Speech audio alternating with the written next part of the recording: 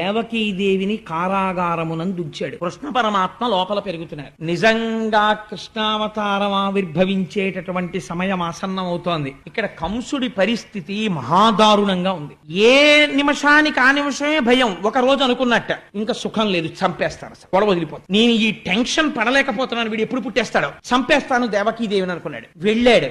లోపల ఉన్నవాడు ఎవరండి? మహామాయా మానుష రూపుడు. ఆ చెల్లెల్ని చూస్తే జాలేసింది. ఇంత పరాక్రమవంతుడు, ఆడపిల్లని చంపనా, గర్భిణిని, ఇంకెందుకు, ఎలాగో పుడతాడు కదా, పుట్టిన తర్వాత చంపేస్తాను అని వెనక్కి వచ్చేసాడు. వెనక్కి వచ్చాడు కానీ నిద్ర పట్టట్లేదు. ఆ రోజే నిద్ర పట్టింది వాడి కర్మ. గాఢ నిద్రలో ఉన్నాడు. భటుల్ని పెట్టాడు, తలుపులు దగ్గరకేశాడు, వాటికి ఇనప గొలుసులేశాడు, వాటిలో మేకులు దింపాడు, తాళాలు వేశాడు, చెవులు బొడ్డులో పెట్టుకున్నాడు. బిడ్డడు ఏడ్చిన తర్వాత ఒక హుకుం జారీ చేశాడు.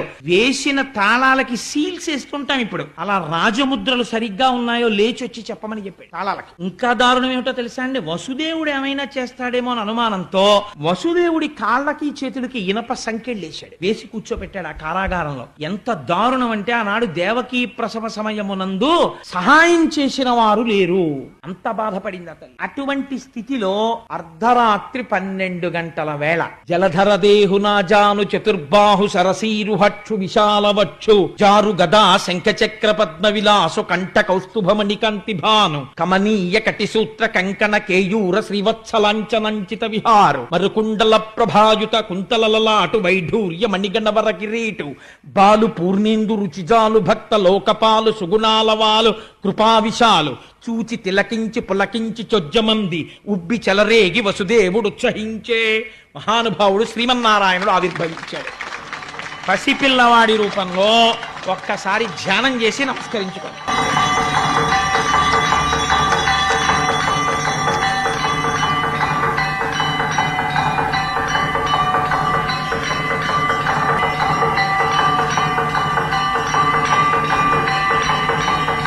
జననం వినడం అంటే దశమస్కంధాంతర్గతంగా ఎంత అదృష్టం. ఇంక ఇవాళ నుంచి 4 బాహువులతో, నల్లటి మొబ్బెలా ఉంటుందో అటువంటి కాంతితో, పట్టు పీతాంబరం కట్టుకుని శంఖచక్ర గదా పద్మములను ధరించినటువంటి వాడై, మహానుభావుడు మంచి వజ్ర వైఢూర్యములు పొదగబడినటువంటి కిరీటంతో, మంచి నల్లటి కుంతలములతో, చెవులకు పెట్టుకోబడినటువంటి కర్ణాభరణముల యొక్క కాంతి గండస్థలముల యందు ప్రకాశిస్తూ ఉండగా, మెడలో ఆ శ్రీవత్సమ కౌస్తుభం అనేటటువంటి రత్నాన్ని ధరించి, శ్రీవత్సమన్న పుట్టుమచ్చతో, సమస్త లోకములు కొలిచేటటువంటి పాదపద్మములతో చంటి పిల్లవాడిగా వసుదేవుడికి దర్శనమిచ్చాడు.